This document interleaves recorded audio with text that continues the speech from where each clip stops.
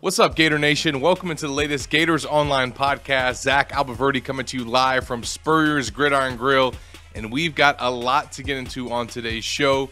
It's been 2 weeks since we had an episode, so the last time that you guys saw us, it was before Friday Night Lights. It was for this avalanche of commitments that we saw for UF recruiting, and before the start of fall training camp for the Florida football team as they prepare for the 2022 season. So a lot going on in Gainesville right now and other places as well, as you guys have seen by now. I am not joined by my co-host this week, Nick Del Torre. He is away on vacation, but also busy proposing to his significant other, and congrats to him and Lauren on their engagement this week. For all the folks that got to see that on his social media, definitely an exciting and important week for him. So let him get away this week. I got away last week, and then we're going to kick things off and be back together next week, as we got a lot to discuss with Florida football and Florida recruiting as well.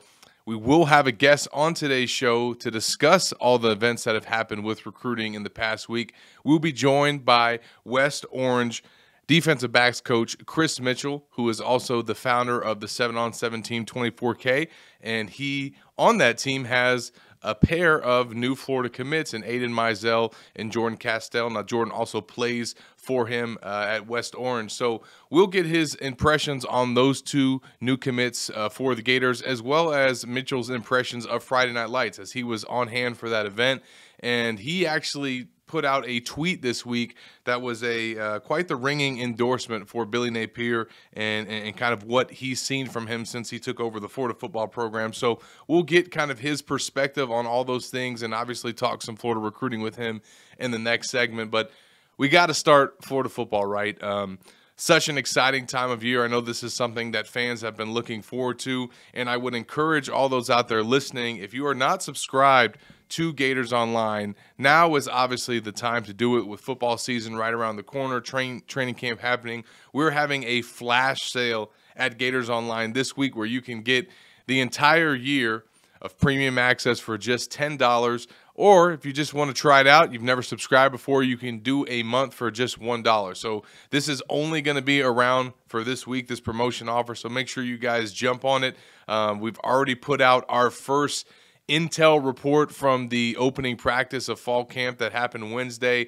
A lot of great nuggets in there for you guys to check out. And we'll get into some of those right here in this segment. But first of all, before we got into practice, we had the first media availability of fall camp, where we got to hear not only from Coach Billy Napier, but a lot of his assistant coaches, a few players as well, just on what they've been doing this summer to get ready for this season. It was great to visit with Mark Hockey, the strength coach, about the regimen phase and kind of everything that they've been doing this past 2 months. And, you know, he had a great quote on Tuesday, probably the quote of the day, which was that you can't train gladiators pillow fighting. And I wrote a feature about that on Gators Online, just kind of about what he's seen from this team through summer workouts and his perspective on how the players kind of handled those, and also some of the things that they did with the regimen phase, where they kind of created a competition and they kind of pitted the players against each other, split them up in teams,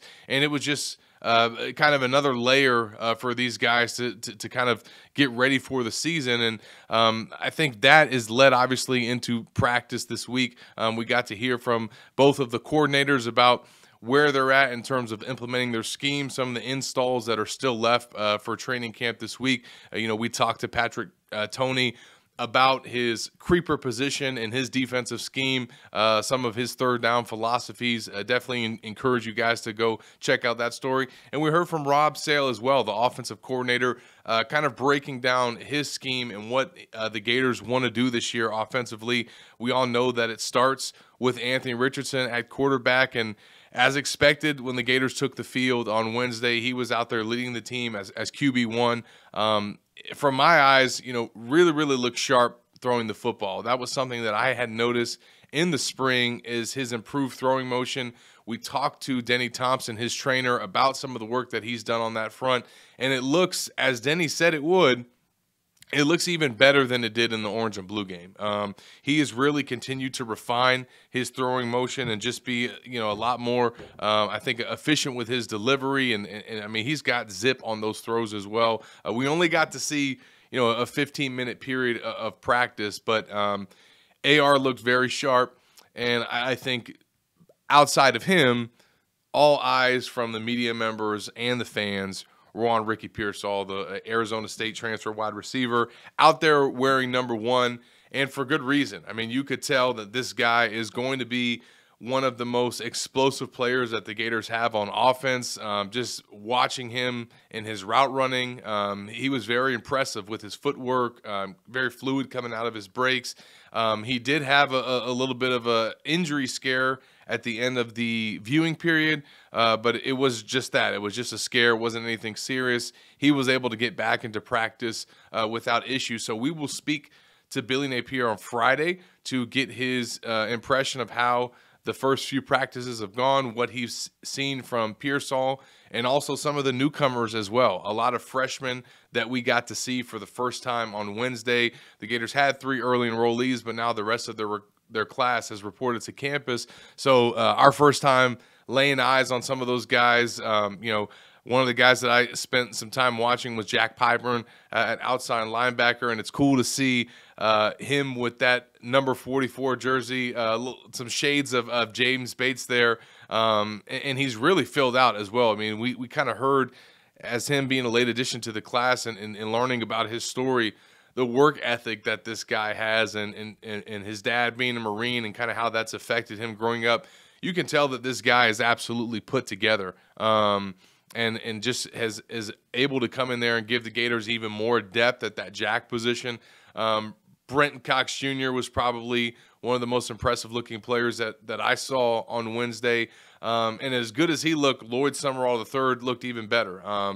That guy at 6'5" is an absolute grown man. I can still remember him when he committed to Florida and first arrived on campus, and just this skinny frame that has since completely filled out, and he looks like a guy that really made some gains during the offseason in hockey's program. Another guy as well, Jervon Dexter, who was the player that kicked off Media Day on Tuesday and revealed that he's actually going to be playing more defensive end in this scheme.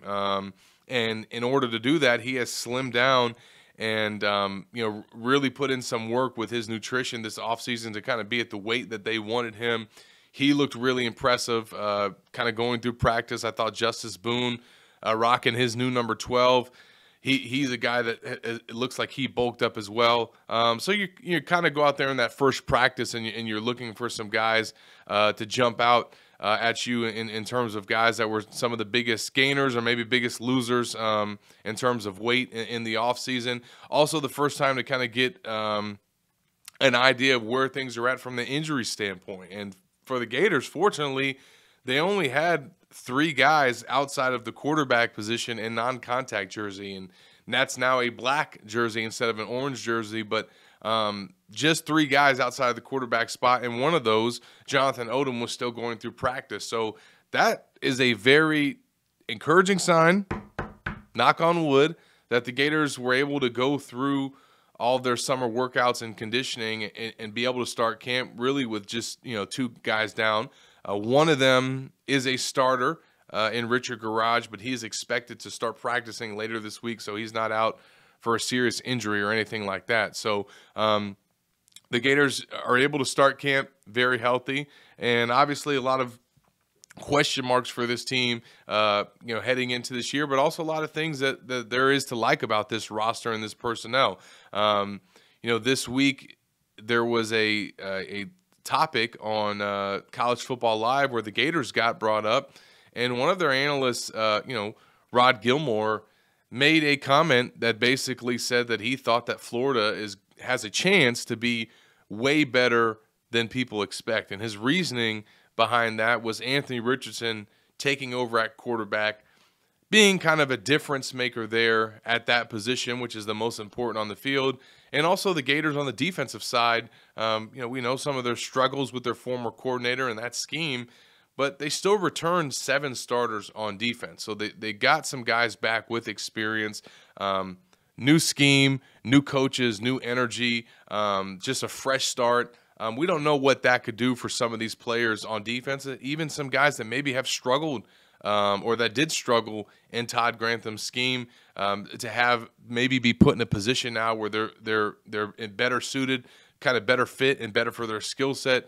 That's to be seen, but there's a lot of veterans coming back. There is some question marks, obviously, at receiver, some of the depth there, and that's the reason why Pearsall was brought in. But the Gators lost some key pieces on offense, but during that College Football Live segment, it was mentioned that's, I think, one of the things that maybe folks and college football analysts are down about the Gators is everything that's been lost on the offensive side of the ball. Not just some starters, but just that whole scheme that Dan Mullen had there, and obviously what he was running offensively, just the newness there and all the changes and moving parts, I think has some people maybe hesitant a little bit about what the Gators could do offensively.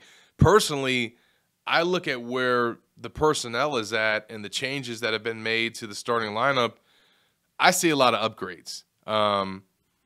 To me, I mean, you lose Dameon Pierce. That is a huge loss. That was the heart and soul of that offense, despite him not getting the carries that he should have gotten last season. So you lose him. That's a tough loss, but not tough in terms of the options that you have and the talent that you have at running back to replace him. There's going to be no shortage of weapons there.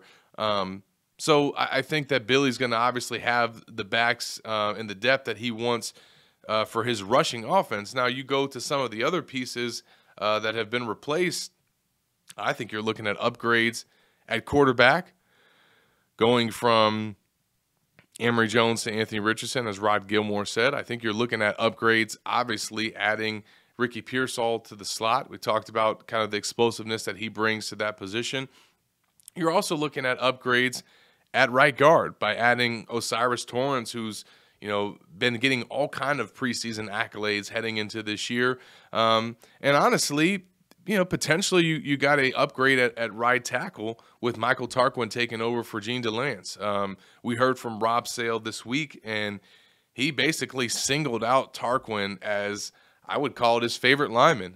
Kind of says that he points to him as the example for the freshmen and some of the younger linemen to look at and follow. And basically said if he could have 20 Michael Tarquins make up his offensive line, he would be set. So that was really, I think, encouraging to see Sale say that about Tarquin. A guy that received the Werfel Man of the Month as well. I think it's kind of indicative of how he stepped up as a leader.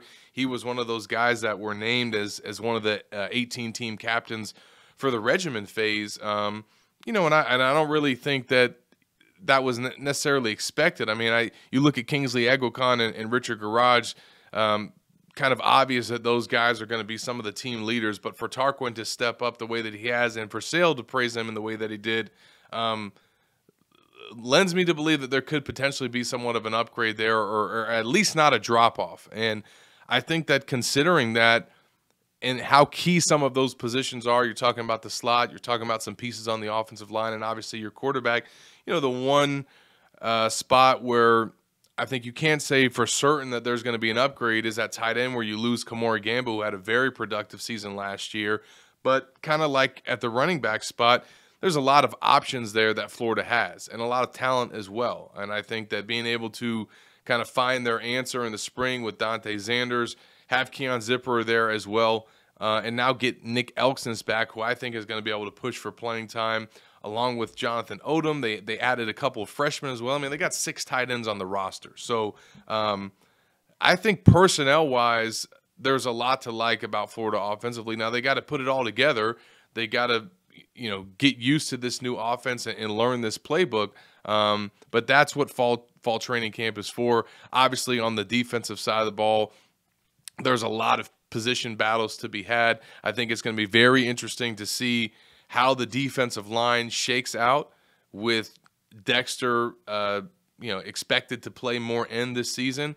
I think a lot of people are looking and counting on Desmond Watson to be a guy that offers more playing time at the defensive tackle position.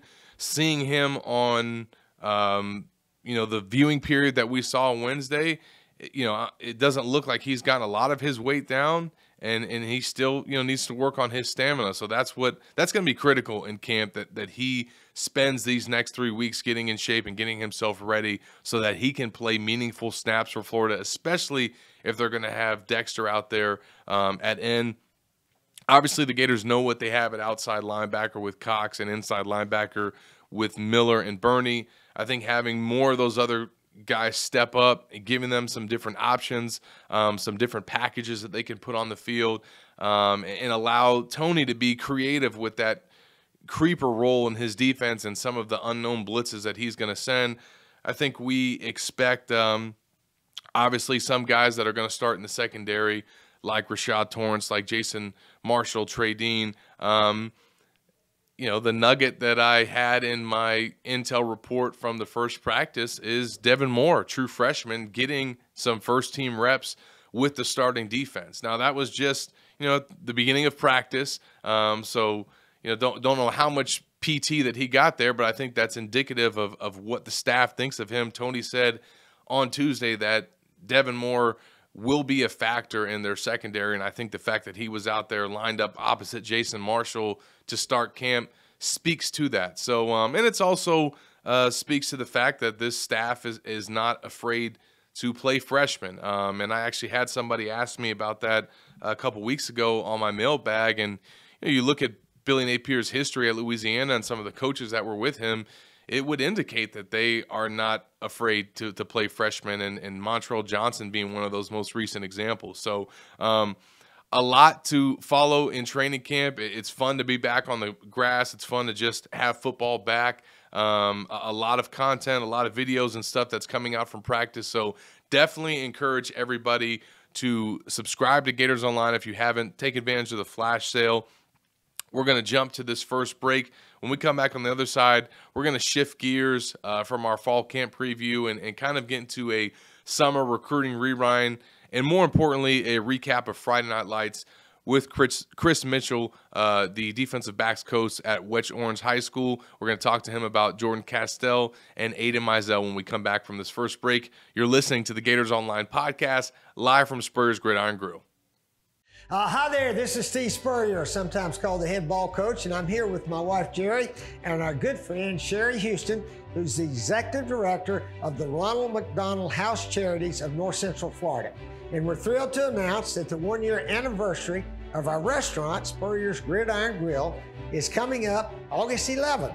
We'll be celebrating with a special dinner and celebration that will include the Chef's Choice Spread of the Year of all of your Spurrier favorites, including the filet mignon, carving station, and our famous chocolate chip cookies, with proceeds being donated to the local Ronald McDonald House Charities.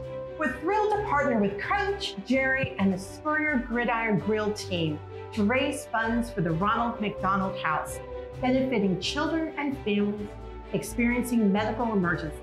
Spurrier's Gridiron Grill will be donating 11% of all of our food money and 66% of our drink money to the Ronald McDonald House. Go to spurriers.com right now and reserve your ticket before they sell out. We'll have wonderful food, special guests, and limited edition one-year anniversary gold collector's coin, as well as prizes like a dinner with Jerry and me. We couldn't have become one of the busiest and most successful restaurants in the South without you, our customers. So we want to celebrate with the most important members of our team, and that is you. I want to celebrate with some of those cookies. Do you have any of those? I do, right here.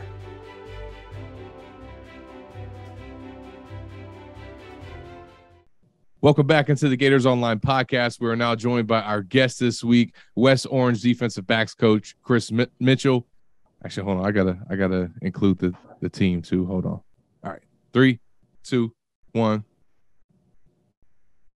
Welcome back into the Gators Online Podcast. We are now joined by our guest of the week, West Orange defensive backs coach and founder of 24K 7-on-7 team, Chris Mitchell. Chris, thanks for joining us, man. Hey, man, thanks for having me on, man. Absolutely, man. Absolutely. This was a busy week for the Gators on the recruiting front, man. And you were right there in the thick of it. Friday Night Lights happened, some decisions happened, and a lot of guys that you work really closely with. So we'll get into all that today. But first, man, before we get into that, just let our listeners know just a little bit about yourself and kind of, what you do in football and some of the work that you've been doing in the state. Well, I mean, my name is Chris Mitchell. I'm defensive back currently at West Orange High School. Been coaching now in high school ranks for the last 10 years. Had stints at Oak Ridge High School, Winter Park, and then now I'm here at West Orange. I also am the founder of 24K 7-on-7, and it's an elite group of kids. I work with a bunch of DB coaches here around the area. I mean, DBs are just kind of like the specialty as far as what I'm around and who I'm really, with most of the majority of the time. Sure. But that's just a little bit about myself. However, I'm anxious to see exactly and get into what these topics, man, on some of these guys and answer whatever questions you got from me. And obviously too at West Orange, that's where new Gator safety commit Jordan Castell attends high school, and also new Gators wide receiver commit Aidan Mizell. He plays on your 7-on-7 team with Jordan, so you have an opportunity to work with both of those guys. Let's start with Jordan first, man. When did you first meet him, get an opportunity to start working with him, and what's that relationship been like? Well, I mean, I've known Jordan since his freshman year. I actually coached his older brother at Winter Park High School. That's kind of how I found out about him. And as a freshman, I found out, he had an offer from Florida State, as a freshman in high school, which is a pretty big offer, at the time. Yeah. And, a couple years, fast forward a couple years, last year was my first year here at West Orange. And, one of the things, Coach Granado at the time, who was the head coach, I known him for a few years. We coached in the All-Star game together, and our relationship just kind of blossomed at that point. And, he brought me on staff. And, he's like, hey, man, I got a special secondary, man. Don't crash the Ferrari, So I was like, hey, you don't have to worry about that, man. I was like, look, they're in good hands. But last year when I was able to work with Jordan, one thing that is going to automatically stick out is the kid's got incredible size. He's 6'1", 6'2", and he ranges anywhere between 190 and, 200 pounds, which is pretty solid, for a kid, at this high school level to play defensive back. It's great size already. He's already, he doesn't really have to gain too much weight once he gets to college, But, other things that stand out is the kid loves football. You know what I mean? He loves football. He loves the work. And when you see a big kid, a human being of that stature, you see him move around so fluid and so effortless, it's just one of those things that wow you. And it wows me on an everyday basis, because every time I see him run around, I'm just like, Jesus, this human being is really that big and he's that fast. And, he's humble. He's a good kid. And, he, like I said, he really loves the game of football. He's got elite athletic ability. And, it's been a pleasure coaching him ever since, and as well as for my 7-on-7 team, I have an elite group of kids that I have on my 7-on-7 team.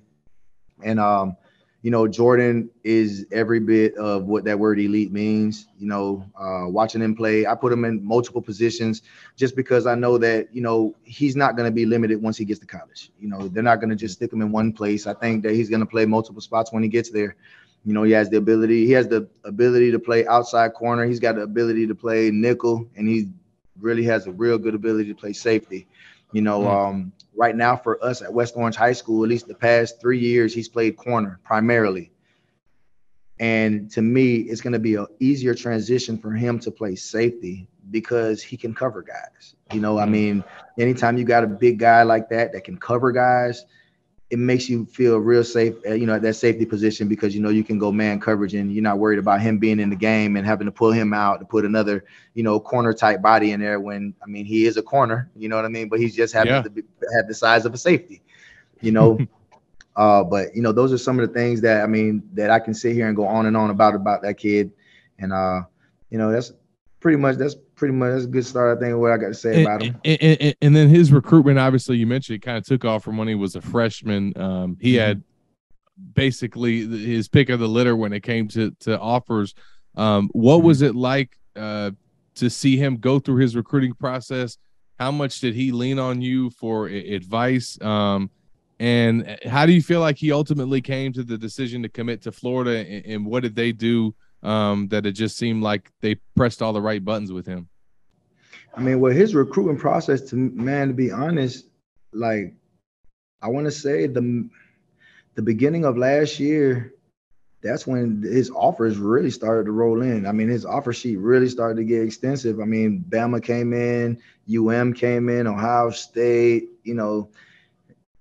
I can go whatever. There's a bunch of offers out there. Arkansas, Mississippi State, a bunch of these guys came in and they seen this, this human being that large, and they seen him running around. It's like, it's impressive. You know what I mean? Like I said, he's fluid. You don't see the smaller guys, they can't move like him. And he's a physical kid, but his recruitment, it really took off and it blossomed. His film speaks volumes. It speaks for itself. I believe in high school in the past 3 years, he hasn't given up a touchdown since he started at West Orange High School, and that's a long time. That's 30 games, 30 plus actually, because we went 3 rounds deep the past 2 years. So, that's a lot of and some guys want to test them. Oh yeah, they want to, but when they see that big thing over there, man, it's hard to sit there and try to contest them every time unless you really got a guy that you feel like you can match up with him. And I know he's going to get his fair share of work this year, which is good. He's going to have more opportunities. But his recruitment, man, guys were coming at him hard. I know Arkansas recruited him extremely hard. I know Bama came into the fold. He went up there, took a visit. Anytime you get an offer from Alabama, man, it's like, come on, man, it's Bama. This is Nick Saban we're talking about.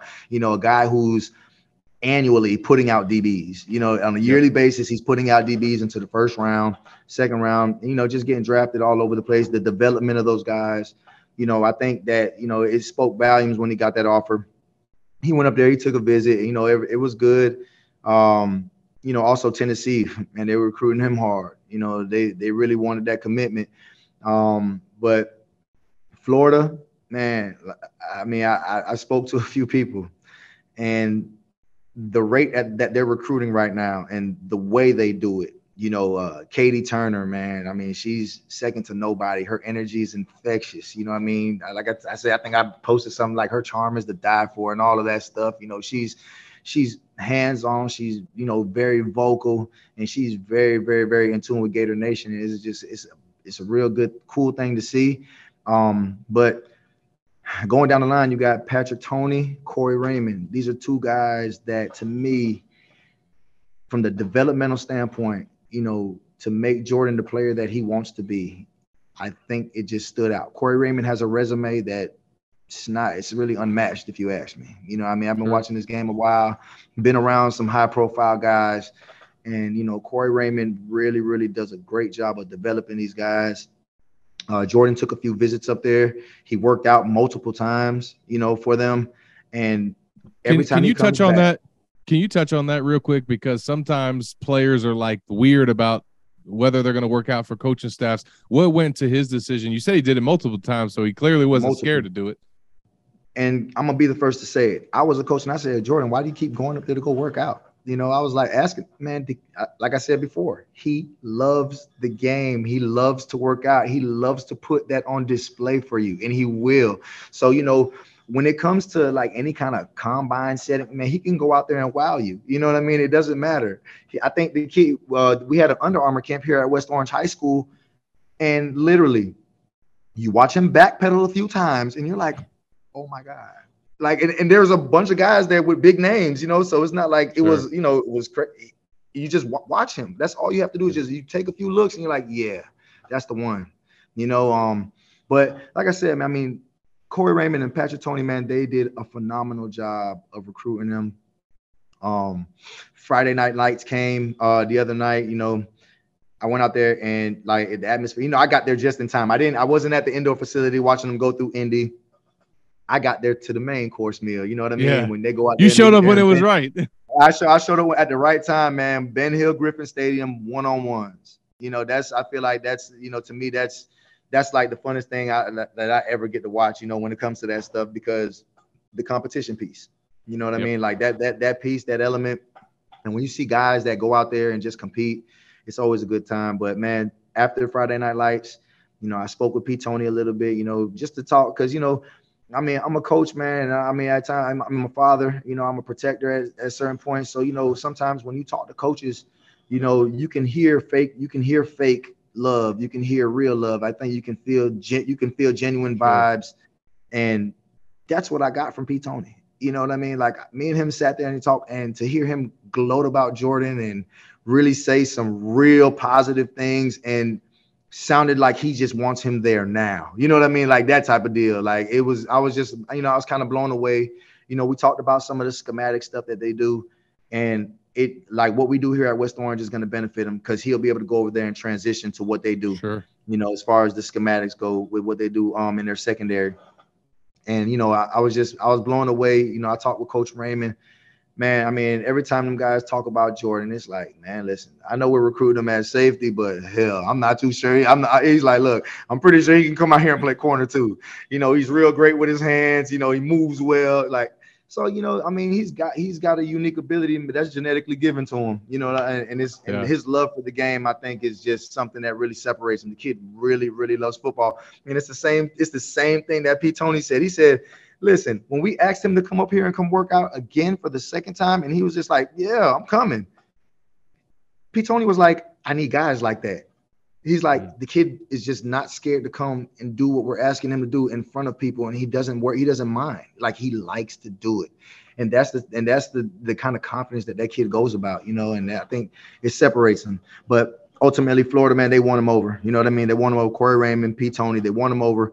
Man, Pete Tony's probably one of the smartest guys I've talked to, as far as like just defensive stuff that he wants to do, that he wants to run with the personnel. And, it's just something to say about what's happening right now in Gainesville. Billy Napier came here, got appointed the head coach, and he brought a guy that he trusted. And it's going to show, just give him some time. It's going to show. I'm pretty sure he's going to put a product on the field that the Florida fans are going to love. Now, you get to see quite the matchup during your 7-on-7 practices, I imagine, when Aidan Mizell lines up across from Jordan. That's got to be fun to see those guys go one-on-one. When's the first time that you met Mizell, and how did he, team up with your 7-on-7 team? Well, all right. So to be honest, man, Mizell, well, we played Boone last year, and it was one of the games that we had. That team, they had Ja'Cory Thomas, who actually played with me. That was the first inaugural year of my 7-on-7 team, starting. And, he played. So, he was one of the guys that I met. Aidan Mizell was just kind of coming on into his own, during the year. But I told you, man, we had a loaded secondary. Our D-line was disgusting. I got a guy that's at Northwestern. There's another gentleman, Eddie Kelly, that's at University of South Florida, who probably could have went anywhere he wanted to. A freak athlete kid.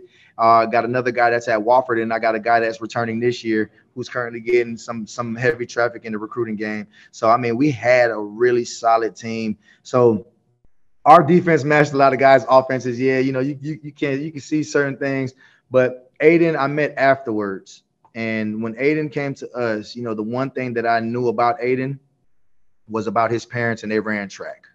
Keywan Ratliff, already that's my guy. He was one of the guys that was telling me about Aidan. He's like, man, hey, he's 6'2" and he's fast. Okay, cool. You can work with that. Yeah, I can work with that. You know what I mean? Anytime you got that kind of length and you got that kind of speed, you can put that on display. It's easy to put that on display. And I think I reached out to him. We reached out to me and my OC, Damon Jones, man. We reached out to him. We invited him on the team because we didn't do a tryout for my team. We just select guys because I'm not a phony guy. I don't want a bunch of people paying money for a tryout or whatever the case is.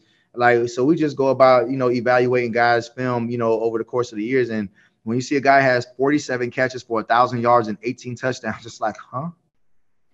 So it's like every three touches, you score a touchdown, basically, in a sense. Yeah. So you cut the film on and you see it, But man, when Aidan came to us, man, listen, when I tell you the effect that guy has on the defense is unmatched, man. I mean, because when you get a kid that's a 10-5 kid on paper, this is documented material. You could look it up. He run a 10-5-8.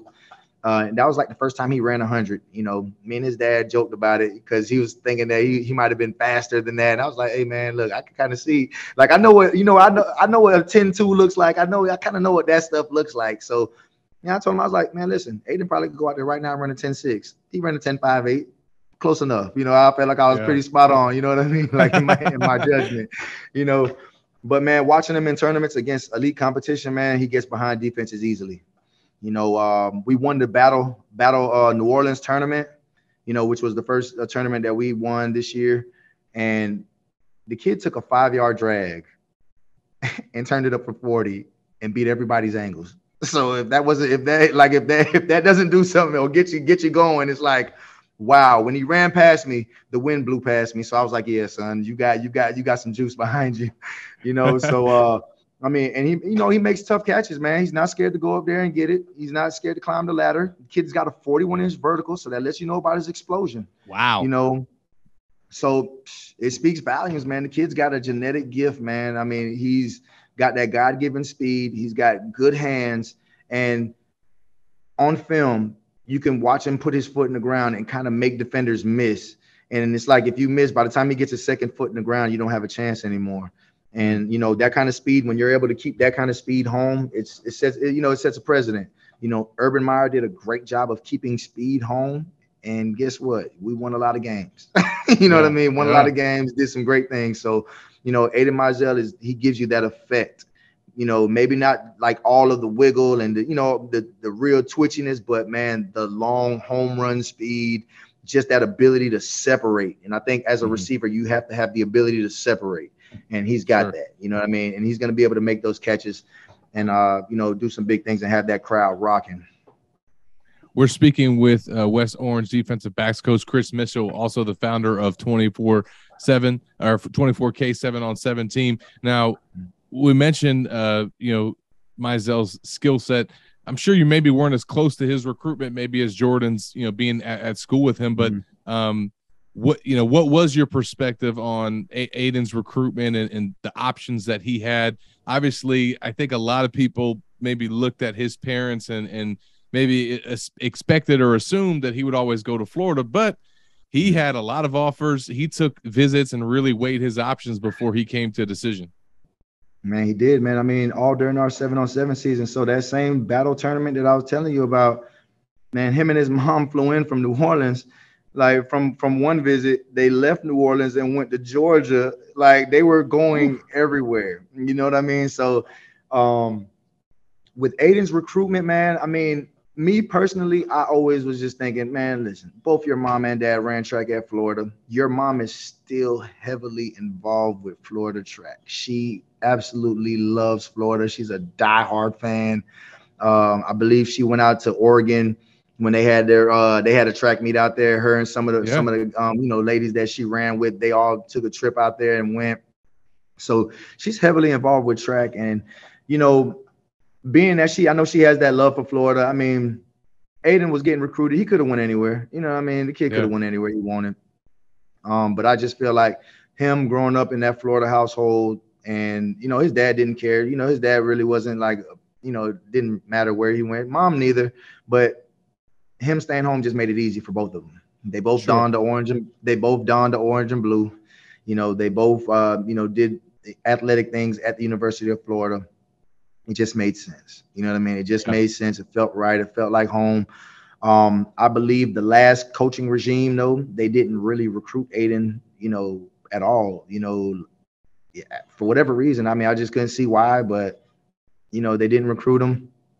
And if that same staff was there, he wouldn't be at Florida, if you ask me. And when Billy Napier came, he understands the magnitude of keeping the kids here. And like I said, you got a kid that has 47 catches and 18 touchdowns. you know, there's a lot of excitement to be had about that kid and that individual and what he can do and how he can impact the game. And you know, hats off to those guys. You know, you get a guy like Kerry Colbert, who, you know, in his time, even as a player, man, was a great route runner, and he looked at that skill set and said, man, I know I can mold that. You know what I mean? I can mold that into the player that I need him to be. And, you know, like I said, they recruited, man. They do a great job of recruiting guys right now. I'm telling you, it puts a smile on my face, man, because it's a good thing to see. You know, it's one of the more approachable staffs that I've ever seen or even talked to. You know, between Billy, Corey, P. Tony, Jamar Chaney, man, that's my guy, man. Keywan Ratliff introduced me to him back when his time there, you know, before Jamar went back to Mississippi State for a year.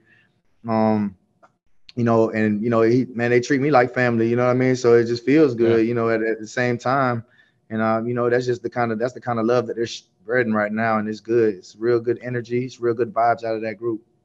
And you mentioned the tweet that you sent out about Katie. I'm going to read that. You also sent out a tweet about Billy, just kind of sharing your experience that you had with the staff at Friday Night Lights and at the cookout.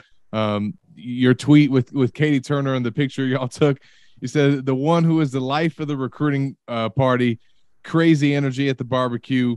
You know, you said you're glad that you could be there. And then your tweet that you sent out about Billy, like I mentioned, a real ringing endorsement. Your tweet read, man, I can't say enough good things about this guy.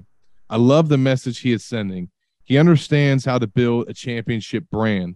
The future is bright in Gainesville. The whole coaching staff, as well as the people in the football department, are stand-up, genuine people. Chris, what made you, want to go out of your way to acknowledge these guys and make that statement on social media? And that's how they made me feel when I was there. Like I said, when you see it, I got a bunch of guys that I played 7-on-7 against, the Sharif Densons of the world, Cormani McClain was in attendance. Dejon Johnson was in attendance. These are all guys that, my team was lined up against those guys, and, we faced off against them.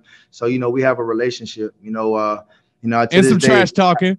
Yeah, it's some trash talking. But, not too long ago, Cormani McClain was a kid that I seen at a tryout, and I stood him up in front of a group of people, and this is when he was still trying to be a wide receiver.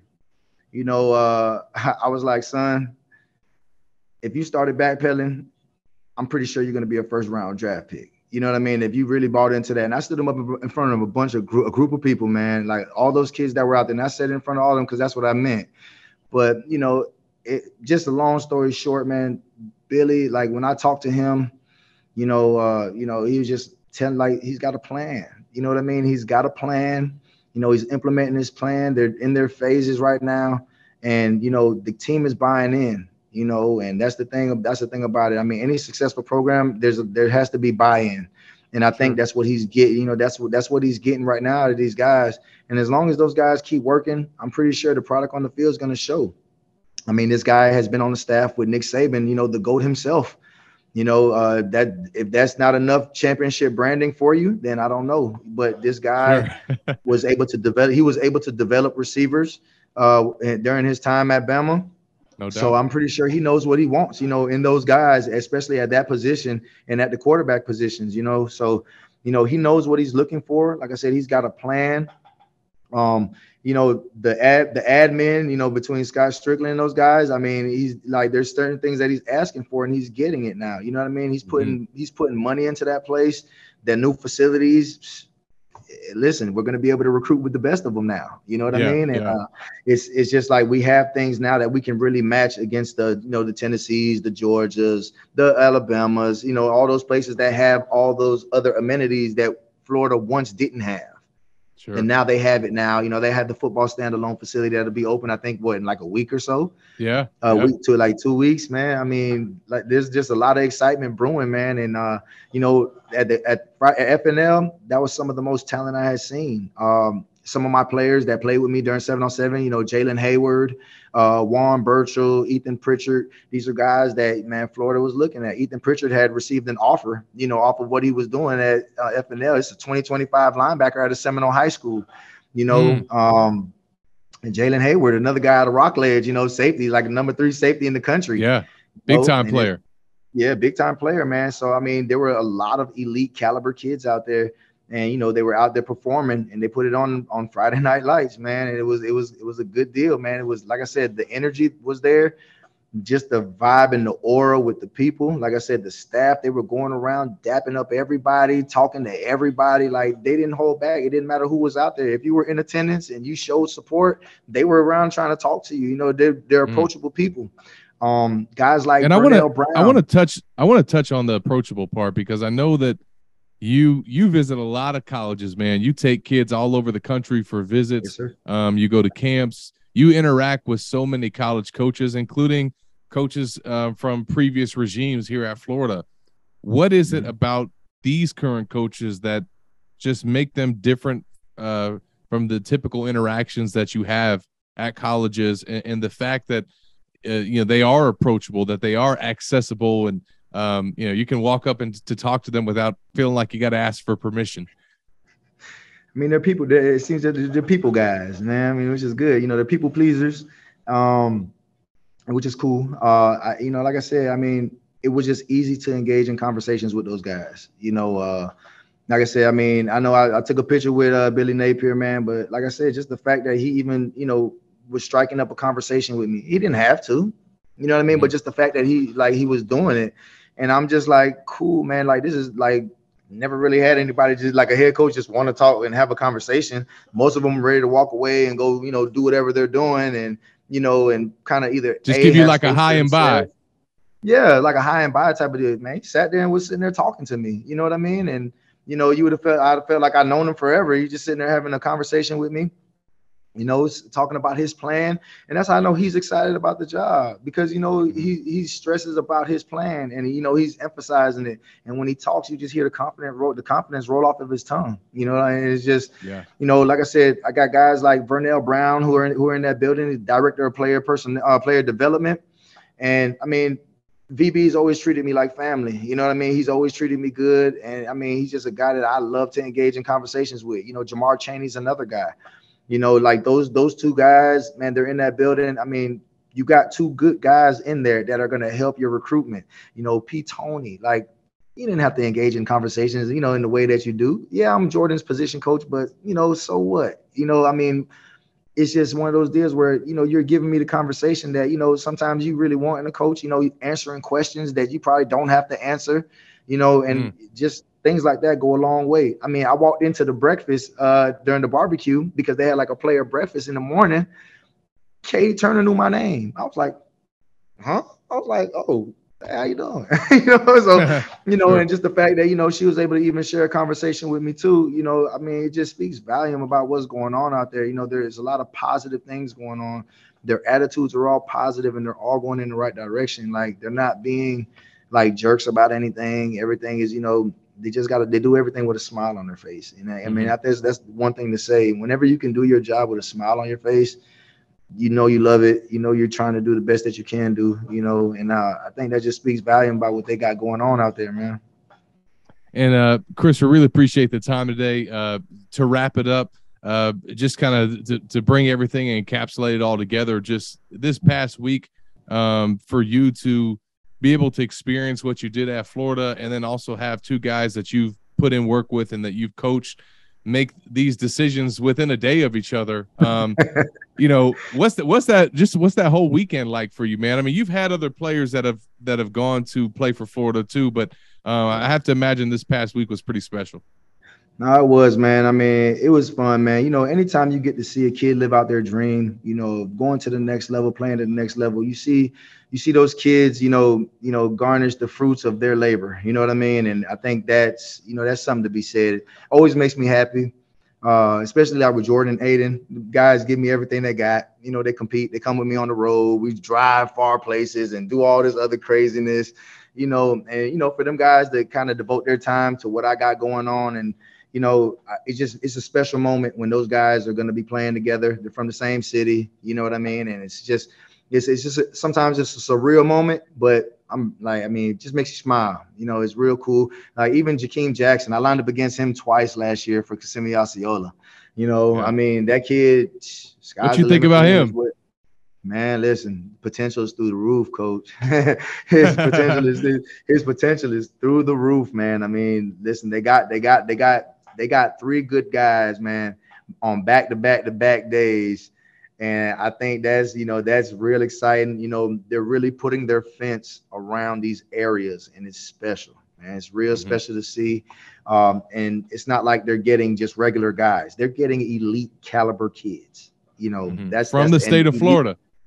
From the state of Florida. But you know what? On top of them guys being elite caliber with their athleticism, they're all great kids. Like, these are good attitudes, hard-working kids that come from good families. You know what I mean? So, these are things that, they're doing their homework on these evals, man. Like, I'm telling you, they're doing their homework. They're getting the kids that they need in that building that would run through a brick wall and do everything in the right light. And I think that's, like I said, they're doing their homework. Their evaluations aren't going to miss. These kids are going to make Gator Nation proud. Yeah. For example, coming to do extra workouts on campus when you're a top 100 prospect. Don't have to do that, but you want guys like that in your locker room. Exactly, man. Exactly. I mean, he's not scared to compete, man. So, well, listen, we wanted a guy like you on this show, man. We knew we couldn't find a better guest to talk about these recent commitments, but also Friday Night Lights than you, Chris. So we really appreciate the time, and best of luck this season, man. Football's back. Yes, sir, man. Yes, sir. Exciting times right now, man. Exciting times. I appreciate you having me on, Zach, man. I know we've known each other for a minute now. It's finally good to get on the show with you. Absolutely, man. I'm excited to have you on, and definitely excited for all the things that you have going on, man. So congratulations on all the success, and especially with your new 7-on-7 team. And we'll definitely be catching up with you down the road, bud. Yes, sir, man. Y'all give me a follow, man, on Twitter, Instagram, 24K organization. You can look us up on Twitter and Instagram, man. We're there. On Instagram, we got a bunch of footage for people to like, man. A lot of content on there, videos and whatnot, man. We got a lot of stuff on there. It's good stuff going on, man. Definitely encourage you guys to definitely check all that out. We're going to jump to this final break. We'll come back on the other side and wrap up the Gators Online podcast here from Spurs Gridiron Grill. Hi, Steve Spurrier here. Making a reservation at my restaurant is easier than a Saturday afternoon homecoming game against Vandy. You don't have to call or email. Just go to spurriers.com, hit the reservation button, pick a date, number of guests, and a time. It's so simple, I can do it. In fact, I just did. Maybe I'll see you tonight.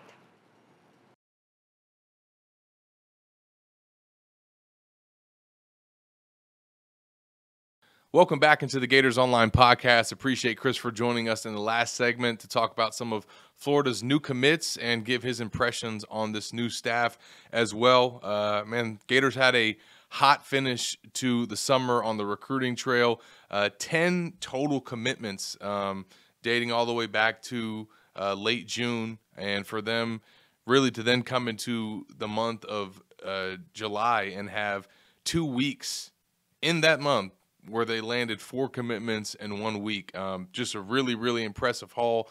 He mentioned, obviously, some of those guys that committed last week. Chris did. I think maybe the most surprising decision, one that was not scheduled or planned, was the Gators getting Andy Jean, the 4-star wide receiver from Miami, who is criminally underrated by some of the recruiting services. On3 has him ranked higher than most, but a really big-time talent out of the 305. And you look at Florida's class right now, kind of where they've kind of set themselves up heading into the fall, right outside the top 10. They have a lot of their position needs met, and still a lot of big fish out there that they have to be able to go and try to recruit and add to this 2023 class. Another guy that's getting ready to make a decision here in the next week or so is top 100 defensive lineman Kelby Collins. He's going to be announcing his decision on August 13th. It's looking like that is going to be an Alabama and Florida battle. He is from the state of Alabama, so the Gators are trying to beat out the in-state Crimson Tide to land his pledge. If Florida pulls that off, that's going to be huge. And if they get that commitment, there's really no telling where this class could finish. They've already gotten one surprise in TJ Searcy, and they got a couple surprises in the last class, Kamari Wilson and Shamar James. still haven't played a game yet. I mean, I really don't know where this class could go in terms of how much momentum that it could pick up and how that might change the mind of some guys that maybe now or maybe earlier in the summer folks didn't view as a a realistic landing spot for Florida, and now that could change here, especially now that the Gators continue to add more pieces to this class and frankly have recruits that can recruit other recruits. And just have guys now that are also selling the program in addition to all the coaches and staff members. So a lot happening on that front, and also a lot happening for the Gators in terms of the indoor practice facility. It was revealed by Florida coach Billy Napier this week that the Gators have a new move-in date. They will be moving in this month, and the date right now that they're scheduled to be in there for is August 14th. That is the date that they will start moving into the James W. Bill Heavener Football Training Center, a brand new state-of-the-art $85 million standalone facility. The Gators have been working on it for more than 2 years, and going to get in there right before the start of football season, and it's just going to take, I think, this program and everything that they're doing to another level. And we heard from Mark Hockey this week about the impact that he feels like it's going to make, certainly on his training regimen and all the things that they're going to have with the new weight room, but just in general for the football team, obviously the benefits for all the student athletes with the dining halls, but it is now about to become a reality for UF athletics. So that's definitely really exciting. We will have a lot of coverage at Gators Online leading up to the grand opening of this new football complex. So make sure that you guys stay tuned for all the nuggets and some of the tours, I think, potentially that are going to be coming. I would imagine that they're going to have one for the media, so we will definitely be in attendance for that. And now as the Gators get into fall camp now, they'll put on the pads in a few days. And I think as we look at this team and some of the things that we want to monitor, obviously Anthony Richardson has a stranglehold on the starting job, but him just making sure and getting all his ducks in a row so that he's got this playbook down. He's really ready for week 1 against Utah, because that is going to be a very tough test, and we're going to find out pretty early on where this offense stands, where Richardson's at in his development and just progression as a quarterback. 2 tests really right out of the gate to start the season. I think you look at identifying really who are going to be some of their top playmakers. They got a lot of options in terms of some of their skill positions, but figuring out the running back rotation, working Naquan Wright back into that, and then kind of figuring out the pecking order there, figuring out how that tight end rotation is going to work. Really now shuffling the deck a little bit at receiver with Ricky Pearsall now stepping in, potentially starting in the slot. What type of domino effect does that have on some of the other guys that were projected to get some playing time in the starting lineup? I wouldn't be surprised to see Whittemore move around, maybe get some more looks on the outside. So that's going to be intriguing to see how that plays out. And then obviously on the defensive side of the ball, that competition in the secondary and kind of settling on, the other starter at cornerback, the starter that the Gators will have at nickel. And then some big news today that broke as I was recording my first segment and talking about the defensive line position.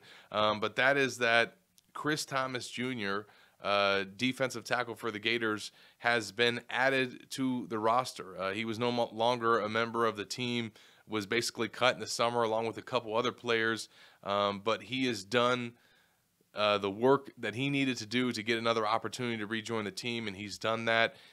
He was added back to the roster on Thursday morning. He will be at practice on Thursday evening and gives the Gators another body at defensive tackle and some much-needed depth at that position, especially with Desmond Watson potentially not being ready to contribute as much as some would have hoped that he would be at the start of fall. So I think adding Thomas back there to create some more competition and just to give the Gators some more depth is going to be huge for their defensive tackle rotation. So we'll kind of monitor how that plays out over the next week.